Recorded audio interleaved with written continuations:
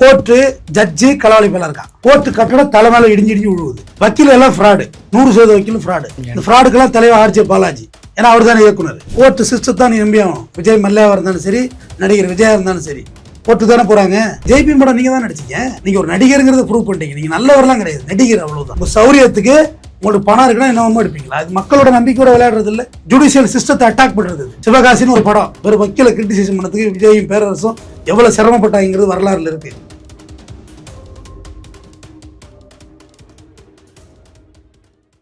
Madras town bus நேயர்களுக்கு வணக்கம். வணக்கம் சார். வணக்கம் வணக்கம் வணக்கம் சார். இந்த கருப்பு படத்துல பாத்தீங்கன்னா டோட்டல் ஜுடிஷியல் சிஸ்டத்தையே பாத்தீங்கன்னா தப்பா காமிச்சிருக்காங்க சார். ஆமா, அதை பத்தி எப்படி சார் எப்படி நினைக்கிறீங்க? நம்ம வழக்கு போட்டுருவோம் தம்பி, நோட்டீஸ் ரெடி பண்ணியாச்சு. கோர்ட் லீவாக இருக்குது, ரெஜிஸ்டரை கொடுத்து மூவ் பண்ணி கொண்டு வந்துடுவோம். அப்படி இல்லைனாலும் பரவாயில்ல, கோர்ட் ரீஓப்பன் ஆகட்டும். கண்டிப்பாக அதை விட்டுட்டு தேடுவதாக இல்லை. ஏன்னா அதில் 2 டிஃபால்ட்டு. முதல் விஷயம் வந்து, எனக்கு இந்த ஜிஹெச் இருக்குல்ல, கவர்மெண்ட் ஹாஸ்பிட்டல், அங்கே நல்லா ட்ரீட்மெண்ட் பண்ண மாட்டாங்கன்னு யாராவது பேசினா கூட எனக்கு உடன்பாடு இருக்காது. அது ஒரு பெரிய நம்பிக்கை. அங்கே போனால் நம்ம சரியாயிடுவோம். அது ஒரு ஏழை எளிய மக்களுடைய ஒரு பெரிய நம்பிக்கை தம்பி. அது அங்கே போனால் நீங்கள் வந்து செத்து போயிடுவீங்க, நல்லா இருக்க மாட்டீங்க, ப்ரைவேட் ஹாஸ்பிட்டல் போனால் தான் நல்லா இருப்பீங்கன்னு எடுத்தால் எப்படி? ரமணா படம் கூட விஜயகாந்த் எடுத்தப்போ வந்து தனியார் மருத்துவமனை தான் டார்கெட் பண்ணியிருந்தார், ஜிஹெச் டார்கெட் பண்ணல. ஜிஹெச்சில் போய் சர்டிஃபிகேட் வாங்கிட்டு வந்துருவார். இவர் இறந்துட்டாரு, சர்டிஃபிகேட் அங்கே தான் வாங்கிட்டு வந்துருப்பார். ரமணா படம் I think Murugadoss direction, it's well and good movie. ஆனால் இதில் என்ன பண்ணி வச்சிருக்காங்க இந்த கும்பி பாக்கத்துலன்னா, கோர்ட்டு ஜட்ஜு களவாளி மேல இருக்கான். கோர்ட்டு கட்டடம் தலை மேல இடிஞ்சு விழுவுது. வக்கீல் எல்லாம் ஃப்ராடு, 100% வக்கீலும் ஃப்ராடு. இந்த ஃப்ராடுக்கெல்லாம் தலைவர் ஆர்ஜே பாலாஜி, ஏன்னா அவர் தானே இயக்குனர். பிரியாணிங்கிறது மாதிரி ஷார்ட் வச்சு எடுத்திருக்காங்க தம்பி. நீங்கள் தவறான ஃபீல்டு எல்லா துறையிலையும் இருக்காங்க, நான் இல்லைன்னு மறுக்கவே இல்லை. நான் பரிசுத்த ஆவியெல்லாம் எல்லாம் தேவ தூதர்கள்லாம் இங்கே யாரும் கிடையாது. தப்பு எல்லா துறையிலையும் இருக்குது. ஆனால் ஜுடிஷியல் சிஸ்டத்தை நீங்கள் அட்டாக் பண்ணக்கூடாது. குறைந்தபட்ச நீதிபதியாவது நேர்மையாக நீங்கள் வச்சு படம் எடுக்கணும். அட்வொகேட்ஸை கூட நீங்கள் எப்படியே எடுத்துகிட்டு போங்க. குறைந்தபட்ச நீதிபதியாவது நீங்கள் ஹானஸ்ட்டாக வச்சு படம் எடுக்கணும்ல. ஏழை எளியவங்க நீதி கிடைக்கல, குறிப்பிட்ட நேரத்தில் போலீஸ் வரமாட்டாங்க, ரெக்கவரி எடுத்தால் நகை எடுத்துக்கிறாங்க. இது இப்படியே அதை எடுத்து வைக்கிறது மக்களுக்கு நம்பிக்கை வருமா? கோர்ட்டு சிஸ்டம் தான் நீ நம்பி ஆகணும். விஜய் மல்லையா இருந்தாலும் சரி, நடிகர் விஜயா இருந்தாலும் சரி, கோர்ட்டு தானே போகிறாங்க. வேறு எதுவும் உங்களுக்கு தீர்வு கொடுத்துரும்? ஏழையிலேருந்து பணக்காரன்லேருந்து ஒரு இடத்த நம்பி போகணுன்னா அது கோர்ட்டு தான். ஏழையிலேருந்து பணக்காரன் வரைக்கும் போஸ்ட்மார்ட்டம் பண்ண முடியல, அது அரசாங்க மருத்துவமனை மட்டும்தான். நீங்கள் அதோட நம்பிக்கை எப்படி விளையாடுறீங்க? இந்த அட்வொகேட்டாக அவ்வளோ பொல்லா அட்வொகேட்டாக இருக்கான். அப்போ நமக்கு அருவருப்பாக இருந்தது. நானும் இனிமேல் பிளாக் அண்ட் ஒயிட் தானே போய் ட்ரெஸ் கோடு எனக்கு மாதிரி கூச்சமாயிட்டு, என்னடா இப்படி எடுத்து வச்சிருக்கீங்க, இந்த மாதிரியாடா இருக்காங்க. ஏங்க நம்ம அலுவலகத்து வரவங்களுக்கு நம்ம காசு கொடுத்து அனுப்புறது இல்லையாங்க? ஆமா, கண்டிப்பா. இல்லாதப்பட்டவங்க வந்து சரி வழி திறமை திக்கத்து ஏதோ ஒரு வீட கிடைக்குன்னு வர்றாங்கன்ட்ட, ஏதா இருந்தாங்க வச்சுங்க, செலவுக்காக வச்சுங்க, கிளம்புங்க, சாப்பிட்டாது போங்க. இதை பதிவு பண்றது எதுக்காகன்னா நான் கொடுக்குறங்கிறதுக்காக இல்லை. ஆனா இப்படிதான் இருக்கிறாங்க அட்வொகேட்ஸ். நீங்க எப்படி இப்படி எடுத்து வைப்பீங்க படத்தை? நீங்க எங்க பாத்தீங்க இந்த மாதிரி வக்கீல? அந்த மாதிரி வக்கீல் இருந்தா நீங்களே என்கிட்ட அடையாளம் கண்டுபிடிங்க. நானே இப்போ பார் கவுன்சிலில் கம்ப்ளைண்ட் கொடுக்குறேன், இந்த மாதிரி அடிச்சே கொடுக்குறாங்கன்னு. மொத்தமாக எங்க கிளைண்ட் சாட்டிஸ்ஃபேக்ஷன் ஆனாதாங்க ஃபீஸ் கொடுப்பாங்க. நம்ம 2 விஷயம், கேஸை நான் விரைந்து முடிக்கிறேன், அவங்களுக்கு தேவையான ரிசல்ட்டை நான் கொடுக்குறேன், நான் கேட்குற ஃபீஸை எனக்கு கொடுக்குறேன், அவ்வளோதான் பாயிண்ட் ஆஃப் வியூ. வேகம், ரிசல்ட்டு 2 கொடுக்காம எப்படி ஒரு ஃபீல்டு ரன் பண்ண முடியும்? அந்த படம் மாதிரி தான், நீங்கள் எடுத்து வச்சிருக்க படம் லட்சணம் தான் அதுதான். போய் உட்காந்தாக்க அப்படியே இந்த வக்கீல்கள்லாம் வந்து இவர் பெரிய ஆளு மாதிரி பிகே பேபிகன் நான் பேரு, இவர் பேரை கேட்டால் கோர்ட்டே அலறுது. அறிவு இருந்தால் மட்டும்தான் அலறும். ராம்ஜெத் மலானிக்கு அலறி இருக்கு, கபில் சிபிலுக்கு அலறி இருக்கு கோர்ட்டு. அந்த அளவுக்கான ஹைக் நாலேஜ் தானே அலறி இருக்கு. மெட்ராஸ் ஹைகோர்ட்டில் கருப்புன்னு ஒரு அட்வொகேட் இறந்து விட்டாரு, அவரை கண்டா அலறி இருக்கு கோர்ட்டு. அதெல்லாம் நாலேஜ். வைகோ கண்டா அலறி இருக்கு, ப. சிதம்பரத்தை கண்டா அலறி இருக்கு, நாலேஜ். ப. சிதம்பரம் பெரிய பெரிய கேஸுக்கெல்லாம் வந்து அப்பீர் ஆகியிருக்காரு. அவங்களுக்கு தான் மரியாதை கிடைக்கும் மொழியை ரவுடித்தனம் பண்றவங்களை எப்படி ஜுடிஷியல் சிஸ்டம் ஏற்றுக்கும்? கோர்ட்டே பல முறை கண்டிச்சிருக்கு. ரவுடிசம் பண்றவங்களை என்ரோல்மெண்ட்டே பண்ண முடியாது. முதல் விஷயம் தெரிஞ்சுங்க. உங்க மேல எஃப்ஐஆர் இருந்தா நீங்க பேப்பர் விளம்பரம் கொடுத்தானே என்ரோல்மெண்ட் பண்றாங்க. என்ரோல்மெண்ட்டே நீங்க பண்ண முடியாது ரவுடி ஆட்டிடியூட்ல இருந்தா. இவர் பயங்கரமான ரவுடிசம் பண்றாரு, கையை வெட்டுறாரு, காலை வெட்டுறாரு, மிரட்டுறாரு. கேஸ் கட்டில் வந்து இது மாதிரிலாம் நடந்திருக்காங்க. அது கேஸ் கட்டில் கயத்தை கட்டி அவர் போடுறாரு. இதை எடுக்கிறவங்க தான் அடுத்த அட்வொகேட் எல்லாம் அப்படியே வரிசையாக நின்றுட்டு இருக்காங்க. அந்த மாதிரிலாம் வீசுங்க, எவ்வளோ பெரிய ஆளை ஒன்றும் நீங்க இருங்க, அட்வொகேட் ஃபீல்டு அப்படி நிற்க மாட்டாங்க. வீம்புக்காவது எடுத்துருவாங்க. ஈகோ தான் இங்கே பெரிய விஷயமே. நீ என்ன சொல்றது, நான் என்ன கேட்கறதுங்கிற ஈகோ வழக்கறிஞர்கள்ட்ட எப்பயுமே உண்டு. எவ்வளோ ஜெய்பீம் படமும் நீங்க தான் நடிச்சீங்க சூர்யா. அதுதான் நான் கேட்கிறேன். ஜெய்பீம் படம் நீங்க தான் நடிச்சீங்க. நீங்க ஒரு நடிகருங்கிறத ப்ரூவ் பண்ணிட்டீங்க. நீங்க நல்லவரெல்லாம் கிடையாது, நடிகர் அவ்வளவுதான். ஜெய்பீம் படத்துல வந்து நீங்க சந்துரு சார் கேரக்டர் தான் நடிச்சீங்க. ராசாக்களுக்கு வீடு வாங்கி கொடுத்தீங்கல்ல, மண்ணிலே ஈர உண்டுல ஃபயர் விட்டோம்ல. நீங்க எப்படி இப்படி எப்படி சுஷத்தை எடுப்பீங்க, இப்படி எடுத்து வச்சிருக்கீங்க, கும்பிப்பாகத்தை கிளறி வச்சிருக்கீங்க. அறவே நேர்மை இல்லாத காட்சி அமைப்புகள். ஒரு அட்வொகேட்டை ஒரு என்டையர் கோர்ட் சிஸ்டம் வந்து கண்ட்ரோல் பண்ண முடியும் அப்படின்னு எப்படி படம் எடுப்பீங்க நீங்கள்? அப்படிலாம் கண்ட்ரோல் பண்ண முடியாது தம்பி. நாலேஜ் இருந்தால் நீங்கள் ஆர்கியூ பண்ணுற மாதிரி தான் முதல் நாள் ஜட்ஜஸ் வந்து உங்களுக்கு நல்லா ப்ரிப்பேர் ஆகிடுவாங்க. இவர் நல்ல பாயிண்ட்ஸ் எடுத்து வைப்பார், நிறைய சைட்டேஷன்ஸ் எடுத்து வைப்பாருன்னா அவங்களும் அந்த பேஜெல்லாம் எடுத்து படிச்சுட்டு வந்து உட்காந்துருப்பாங்க. எவ்வளோ புனிதமான இடம் மயிலாடுன்னு சொல்கிறோம், கண்ணுக்கு முன்னாடி இருக்கிற கடவுளே அப்படின்னு சொல்கிறோம். நீங்கள் சிஸ்டத்தில் யாரை தப்பு சொல்கிறீங்க? ஒரு கோர்ட்டு ஜெயலலிதா அம்மாவுக்கு தண்டனை கொடுக்குது, ஆமாம், குன்கான். அடுத்து குமாரசாமி அக்யூட்டல் பண்ணுறாரு. அடுத்து சுப்ரீம் கோர்ட்டில் தண்டனை ஆச்சா அவளையா? ஆமாம் ஆச்சு. சசிகலா அம்மா போனாங்களா இல்லையா? எவ்வளோ பவர்ஃபுல்லானாலும் கோர்ட்டு நினச்சா புரிஞ்சுதான் ஆகணும். எதுத்தெல்லாம் பேச முடியாது. நீங்கள் இன்னாருக்கு தான் பிறந்தீங்கன்னு யார் தம்பி சர்டிஃபிகேட் பண்ணுவா? கோர்ட்டு தானே பண்ணுது. வாரிசு சான்று யார் கொடுக்குறா? கோர்ட்டு தான் கொடுப்பாங்க. செத்து போனவங்க அப்பாவுக்கு அவங்க தாத்தாவுக்கு நாங்கள் லீகலர், எங்களுக்கு இந்த சொத்துல உரிமை உண்டு யார் சொல்றது? கோர்ட்டு தான் சொல்லும். நீங்கள் 2 பேரும் விவகாரத்தை பெறீங்க, நீங்கள் இனிமேல் கடவுள் பண்ணிக்கிற யார் சொல்லணும்? பர்த்தே கோர்ட்டு தான் சொல்லுது, ஒரு டெத்தையும் கோர்ட்டு தான் சொல்லுது, உங்களோட திருமணத்தையும் கோர்ட்டு தான் சொல்லுது. இந்த சொத்து உனக்கு எனக்கு நீ சண்டை போட்டுட்டு இருக்கு, இந்த சொத்து இன்னாருக்கு தான் யார் டிக்ளேர் பண்ணணும்? கோர்ட்டு தான். கோர்ட்டு தான். வெகுவாரியான வெகுஜன மக்கள் புழங்குற இடம் கொஞ்சம் ஸ்லோ ஹேண்டில் இருக்க தான் செய்யும். அது ஒன்றும் பண்ண முடியாது. ஏன்னா இது நீங்கள் நினைக்கிற மாதிரி சிஸ்டம் இல்லை, தீர்ப்பு ஆராய்ஞ்சு கொடுத்தாகணும். இப்போ எவ்வளோ அப்டேட் வந்துட்டு, ஆன்லைன் கோர்ட்டு, அது இது விர்ச்சுவல் கோர்ட்டு, ஆன்லைன் ஃபைலிங், போக்குவரத்துன்னு எவ்வளோ சிஸ்டம், அதுக்காக வேண்டி எவ்வளோ இறக்குமதி பண்ண வேண்டியதாக இருக்குது. நீ வீட்டில் உட்காந்து நம்ம ஆர்கியூ பண்ணிடலாம், கோர்ட்டு போகணும்னு நெசசிட்டி இல்லை. இவ்வளோ வந்திருக்கு, இந்த துறையில் மாற்றங்கள் வந்துக்கிட்டு தான் இருக்குது. தினம் முத்தான ஜட்ஜ்மெண்ட்ஸ் கொடுத்துட்டு தானே இருக்காங்க. சாத்தாங்குளத்தில் கொடுக்கலையா? ரெட்ட தூக்கு தண்ணை யார் கொடுப்பா? நீ கொடுத்துருவியா? ஆர்ஜே பாலாஜி கொடுத்துருவாரா தூக்கு தண்ணை? சொல்லுங்க, பதில் சொல்லுங்க. முடியாது சார். சாத்தாங்குளத்தில் பெனிக் ஜெயராஜ் அடிச்சு கொலை செய்யப்படுது யார் தண்டனை கொடுத்தா? கோர்ட்டு தான். கோர்ட்டு தான் கொடுத்துச்சு, நீங்க கொடுக்க முடியாது. நீங்க கொடுத்தா அஃபென்ஸ் அது. அந்த மாதிரி படத்தை எடுத்து வச்சிருக்காங்க. கடைசி வரைக்கும் அந்த வக்கீல் திருந்த மாட்டேங்கிறான். கடவுளே நேராக இறக்கிட்டாங்கப்பா, அப்போ கூட அந்த வக்கீல் திருந்த மாட்டேங்கிறான். நீ படம் எடுக்கிற அந்த மாதிரினா உங்க சௌரியத்துக்கு உங்களுக்கு பணம் இருக்குன்னா என்னவோ எடுப்பீங்களா? அது மக்களோட நம்பிக்கையோட விளையாடுறது இல்லை, ஜுடிஷியல் சிஸ்டத்தை அட்டாக் பண்றது. சிவகாசின்னு ஒரு படம் வெறும் வக்கீலை கிரிட்டிசைஸ் பண்ணதுக்கு விஜயும் பேரரசும் எவ்வளவு சிரமப்பட்டாங்கிறது வரலாறுல இருக்கு, புரட்டி பாருங்க. நீ முதலமைச்சர், தமிழக சிஎம், சிவகாசி படத்துக்கு எவ்வளோ பிரச்சனை ஆகிட்டு அவருக்கு. எழுதி கொடுத்த டைலாக் தான் நடித்தார், ஆனாலும் வழக்கறிஞரை டேமேஜ் பண்ணதுக்கு என்ன விளைவை சந்திச்சார். அதுக்கு பிறகு நீங்கள் இவ்வளோ தைரியமாக படம் எடுக்கிறீங்கன்னா எப்படி? நான் ரொம்ப நாள் கேள்வி கேட்பேன் தம்பி. போலீஸை லஞ்சம் வாங்குற மாரி, போலீஸை ரேப் பண்ணுற மாரிலாம் படம் எடுக்கிறாங்கல்ல, ஏன் அதை எதிர்த்து யாருமே வழக்கு போட மாட்டாங்க? போட்டுருக்கணும்ல. இல்லை நாங்கள் அதான் பண்ணிகிட்டு இருக்கோம், ரேப்பை பண்ணிகிட்டு இருக்கோம், ராத்திரி பகலாக மழையில் டியூட்டி பார்த்துட்டு இருக்கோம், நான் டியூட்டி பார்க்கறதுக்கு தான் வீட்டில் தூங்கிட்டு இருக்கேன் அப்படின்னு சொல்லியிருக்கணும்ல. சொல்லியிருக்கணும். அங்கேருந்து எந்த ரெஸ்பான்ஸ் இல்லை. காரணம் அவங்கள்ட்ட யூனியன் கிடையாது, இல்லை சங்கம் இல்லை, எதுவுமே கிடையாது. பட் எங்கள்கிட்ட எல்லா சிஸ்டமும் இருக்குது. சங்கம் இருக்குது, வழக்கறிஞர் சங்கம் இருக்குது, எங்களுக்கு பார் கவுன்சில் இருக்குது. நாங்கள் கண்டிப்பாக உங்களை நடவடிக்கை எடுப்போம்.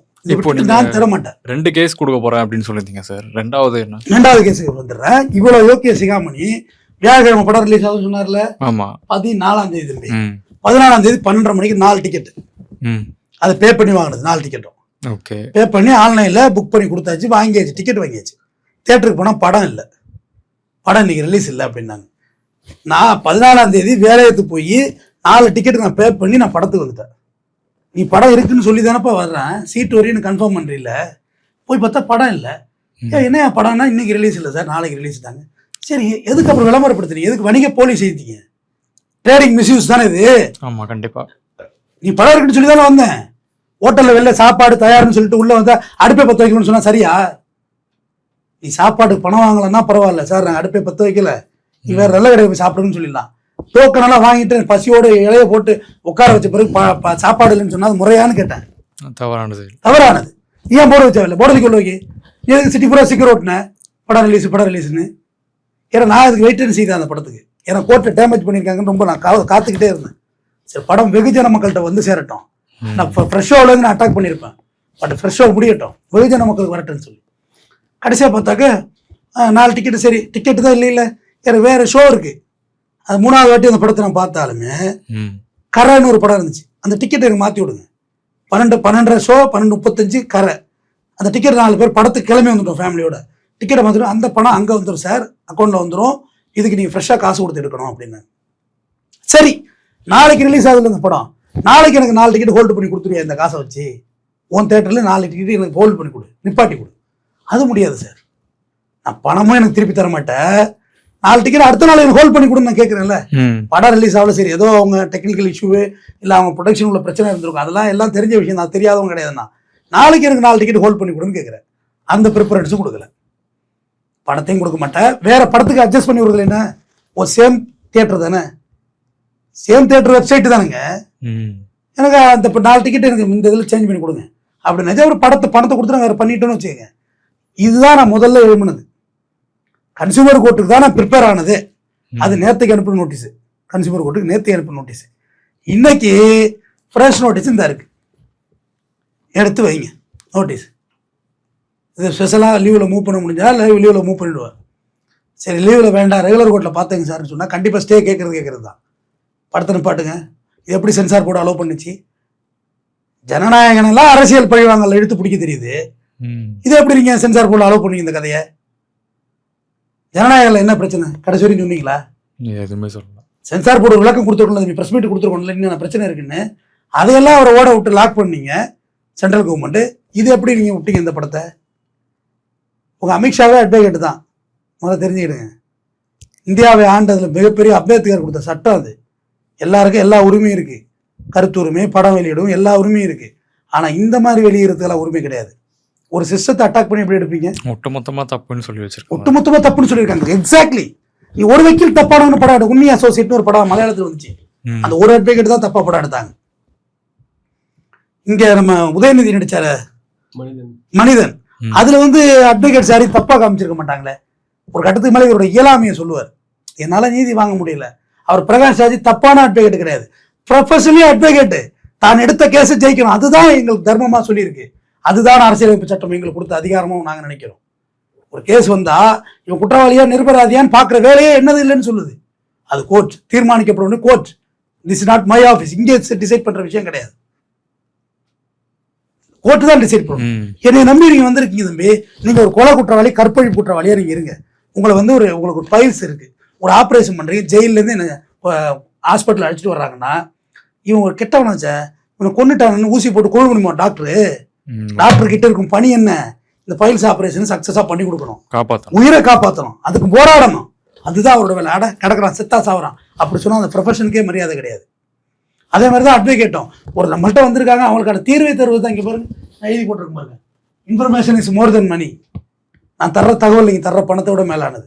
உங்கள்கிட்ட தகவல் இல்லை ஐடியா இல்லை, ஐடியா கிட்ட ஐடியா கொடுக்குறேன்ல, அதுதான் பணம், பணத்தை விட மேலானதுன்னு சொல்றேன்.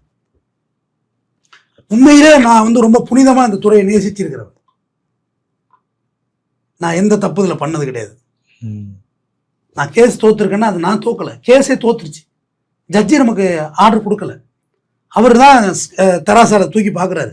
தூக்கி பார்க்க உள்ள நீதி தேவதை கண்ணை கட்டி தான் தூக்கி பார்க்குது. அப்போ அதில் ஆர்டர் இல்லாமல் போயிருக்கலாம். ஆனால் தோத்தது ரொம்ப குறைவு, என்னோட ரிசல்ட் கிடையாது. அப்படி முடிஞ்சாலும் ஏதோ ஒரு வேலை ஜெயிச்சிருவேன். எனக்கான நீதியை வாங்கி கொடுக்கணும். ஃபேர் கேஷ் இல்லை, இன்ட்ரெஸ்ட் இல்லைன்னா இல்லை பாருங்கன்றவன் நானே. இல்லை பாருங்க வேற ஆஃபீஸ் கூட பாருங்க, ஒன்றும் ப்ராப்ளம் இல்லை. அதுக்காண்டி காசு நம்ம அதுக்காண்டி நிற்கல, ஏன்னா அது தேவையில்லாத வேலையும் கூட எனக்கு. சரி நீங்கள் பாருங்க, வேற ஆஃபீஸ் பாருங்க, வேற கேஸ் பாருங்க, ஒன்றும் பிரச்சனை இல்லை. நம்மளோட பெஸ்ட் இல்லாமல் இருக்குவாங்க. நல்லா 0.10% தான், 90% தெரிஞ்சவங்க அட்வொகேட்ஸ் இருக்காங்க. அழைச்சிட்டு வாங்க, நான் அழைச்சிட்டு போகிறேன் அட்வொகேட்ஸ் ஆஃபீஸை. அந்த அட்வொகேட்டை பார்க்குறதே நீங்கள் ஒரு வாரம் ஆகணும் அப்பாயின்மெண்ட்டுக்கு, பார்க்கவே முடியாது. அவ்வளோ பிஸியான அட்வொகேட்ஸ் இருக்காங்க. ஃப்ளைட்டில் ஏர்லேயே ட்ராவல் பண்ணிட்டு இருக்க அட்வொகேட்லாம் இருக்காங்க. சுப்ரீம் கோர்ட்டு முடிப்பாங்க, அங்கேருந்து மதுரை வருவாங்க, அங்கேருந்து கோயம்புத்தூர் போவாங்க, திருப்பி நைட்டு மெட்ராஸ் வருவாங்க. சிங்கிள் நைட்டில் டெல்லி சுப்ரீம் கோர்ட் போயிட்டு மெட்ராஸ் இங்கே வர அட்வொகேட்ஸ் இருக்காங்க. நீங்கள் என்ன படம் எடுத்து வைக்கிறீங்க? படம் எடுத்து நேர்மையாக அதை ரிலீஸ் பண்ண தெரிஞ்சுதா உங்களுக்கு? அதுலேயும் நீங்கள் தப்பு பண்ணுறீங்க.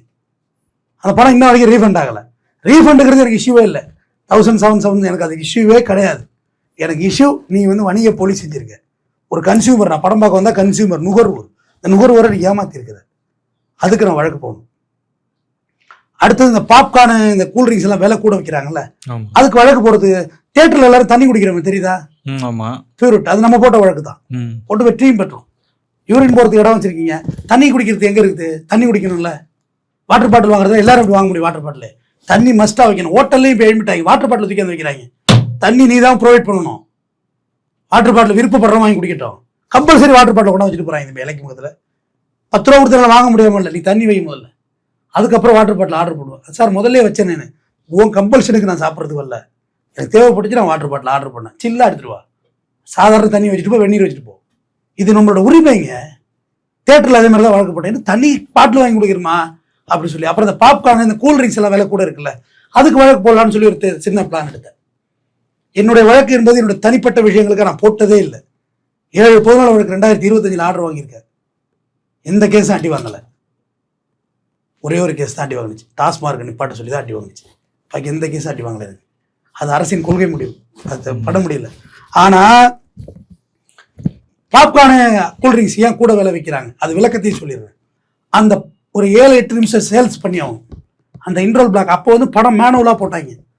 அப்போ தேவைப்படுறப்ப ஆப்ரேட்டர் போடலாம், அரை மணி நேரம் கூட இன்ட்ரோல் விட்ட தேட்டர்லாம் இருக்குது. இப்போ அப்படி இல்லை. அந்த 10 நிமிஷம் கேப்புக்குள்ளே வித்தாகணும். அதில் நீங்கள் 2 நிமிஷம் 3 நிமிஷம் யூரின் போயிடுவீங்களா, பாத்ரூம் போயிடுவேன், ரெஸ்ட் ரூம் வாஷ்ரூம் போயிடுவீங்க, பாக்கி ஒரு 6 நிமிஷத்துல வித்தாகணும். 6 நிமிஷத்துல இவ்வளோ பாப்கார்ன் ப்ரொடக்ஷன் பண்ணி ஆகணும், இவ்வளோ கூல்ட்ரிங்க்ஸ் எடுத்து கொடுத்தாகணும். அதுக்கு பார்த்தா 10 நிமிஷம் சேல்ஸுக்கு எத்தனை லேபர் நிற்கிறாங்க கவனிச்சிங்களா? அதை 10 நிமிஷம் தான் சேல்ஸு. ஒரு நாளைக்கு ரொம்ப கம்மியான வேலை நேரத்தில் வேலை பார்க்குறது தேட்டர் கேண்டீனில் தான் இருக்கும். பட் அங்கே அதுக்கு முன்னே அந்த பாப்கார்ன் உற்பத்தி பண்ணுறது, கூல்ட்ரிங்க்ஸ் கலக்கிறது, பப்ஸ் எல்லாம் கணக்கெடுத்து வைக்கிற வேலை இருக்குது. ஆனால் அந்த 5 நிமிஷம் கேப்புக்குள்ளே இவ்வளோ சேல்ஸ் பண்ணணும். அப்போ லேபர் அதிகமாக இருக்காங்க. இவ்வளவுதான் அங்கே நடக்கிறது. பாதி தேட்டரில் தேட்டருக்காரங்களே கேண்டீன் வச்சில்ல, வெளி ஆட்கள் தான் கேண்டீன் வச்சிருக்காங்க.